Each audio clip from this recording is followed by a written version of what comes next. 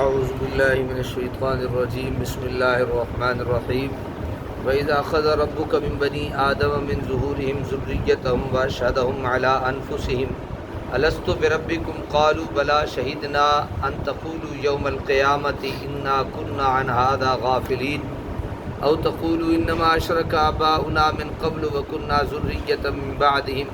أَفَتُهْلِكُنَا بِمَا فَعَلَ الْمُبْطِلُونَ وَكَذَٰلِكَ نُفَصِّلُ الْآيَاتِ وَلَعَلَّهُمْ يَرْجِعُونَ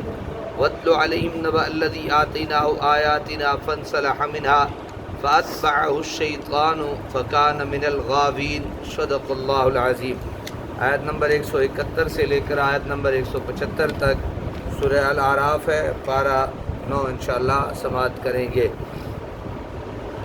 وَإِذَا أَخَذَ رَبُّكَ مِن بَنِي آدَمَ مِن ظُهُورِهِمْ، اور اے محبوب یاد کرو جب نکالا آپ کے رب نے من بنی آدم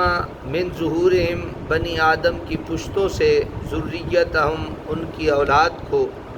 واشہدہم علی انفسہم اور گواہ بنا دیا خود ان کو ان کے نفسوں پر الست بربکم اور پوچھا کیا میں نہیں ہوں تمہارا رب؟ قالوا بلا سب نے کہا بے شک تو ہی ہمارا رب ہے۔ شہدنا ہم نے گواہی دی ان تقولوا یوم القیامہ یہ اس لیے ہوا کہ کہیں تم یہ نہ کہو انا کنا عن ھذا غافلین کہ روز حشر کہ ہم تو اس سے بے خبر تھے، یعنی روز محشر یہ نہ کہو کہ ہم تو اس سے کیا تھے؟ بے خبر تھے۔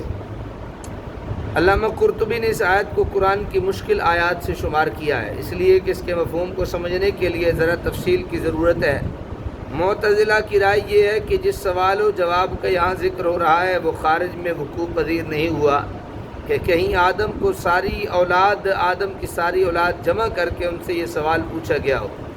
اور انہوں نے بیک زبان بلا کہہ کر جواب دیا ہو، بلکہ یہ کلام بطور تمثیل ذکر کیا گیا ہے۔ اور توحید باری تعالیٰ کی آیات بینات جو بڑی دریا دلی سے انسان کے ظاہر و باطن میں بکھیر دی گئی ہیں، وہ زبان حال اس کی توحید کا اعتراف کرتے ہوئے بلا بلا کے نعرے لگا رہے ہیں۔ علامہ بیضاوی کا اعلان بھی اسی طرح معلوم ہوتا ہے۔ چنانچہ اس آیت کے ضمن میں وہ لکھتے ہیں کہ اللہ تعالیٰ نے اپنی ربوبیت کی روشن دلیلیں ان کے لیے قائم کر دی ہیں اور ان کو اتنی سمجھ مرحمت فرما دی ہے کہ وہ ان دلائل کے پیش نظر اس کی الوہیت کا اعتراف کریں۔ گویا ان سے پوچھا جا رہا ہے کہ کیا میں تمہارا رب نہیں ہوں، اور وہ اعتراف کر رہے ہیں۔ یہ کلام بطور تمثیل ہے، لیکن سلف صالحین کا مسلک یہ ہے کہ اس آیت کی صحیح تفسیر وہ ہے جو حدیث نبویہ سے ثابت ہے۔ حضرت عمر رضی اللہ تعالیٰ عنہ نے ایک دفعہ حضور نبی اکرم صلی اللہ علیہ وسلم سے اس آیت کا مطلب دریافت کیا تو حضور نے فرمایا جب آدم کی تخلیق ہوئی تو اللہ تعالیٰ نے ان کی پشت پر اپنا دست قدرت پھیرا، جس کی وجہ سے آپ کی ہونے والی ساری اولاد ظاہر ہو گئی، اور ان سے یہ سوال کیا گیا اور انہوں نے بلا سے اس کا جواب دیا۔ میں سادہ لفظوں میں انشاءاللہ آپ کو یہ مشکل بحث سمجھا دوں گا۔ اس حدیث سے اور اس کے علاوہ متعدد احادیث سے پتہ چلتا ہے کہ یہ سوال و جواب حقیقت میں ہوا تھا، یہ محض تمثیل ہی نہیں جیسے معتزلہ کا خیال ہے۔ ان احادیث صحیحہ کی موجودگی میں ہمیں کوئی حق نہیں پہنچتا کہ ہم اس بات کو تسلیم کرنے میں تعامل کریں جو قادر مطلق اپنی قدرت کاملہ سے قیامت کے دن سب اولاد آدم کو میدان حشر میں جمع فرما سکتا ہے۔ اس کی قدرت سے کیا بعید ہے کہ وہ پشت آدم سے ان کی ساری اولاد نکال کر اپنی بارگاہ میں پیش کر دے۔ علامہ قطب الدین شرازی نے ان مختلف آراء میں بڑی عمدہ تطبیق کی ہے جس کو فضلاء امت نے بہت پسند کیا ہے۔ وہ فرماتے ہیں کہ اللہ تعالیٰ نے اولاد آدم سے دو میثاق لیے، ایک حالی اور دوسرا مقالی۔ حالی میثاق یہ ہے کہ ان کی فطرت میں عقیدہ توحید کی طرف جو میلان رکھ دیا اور اس کے باطن میں دلائل کے جو چراغ روشن کر دیے وہ اپنی زبان حال سے بلا کہہ رہے تھے۔ اور دوسرا میثاق وہ تھا جس کا ذکر حدیث پاک میں ہے جو روز میثاق کو لیا گیا۔ پھر فرمایا نا کہ تاکہ وہ یہ نہ کہہ سکیں قیامت کے دن کہ ہمیں تو اس کی خبر نہیں تھی۔ یہاں یہ شبہ دل میں کھٹکنے لگتا ہے کہ وہ آیت جس کا یہاں ذکر کیا جا رہا ہے اور جس کی خلاف ورزی کو جرم قرار دیا جا رہا ہے وہ آج کسے یاد ہے؟